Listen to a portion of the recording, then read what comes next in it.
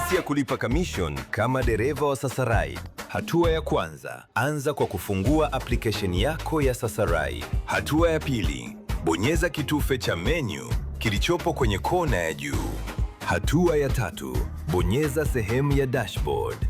Kama una kamisheni unayopaswa kulipa, utaona taarifa kwa juu yenye alama nyekundu au pop-up inayoonyesha kiasi cha balansi yako, yaani kiasi unachotakiwa kulipa.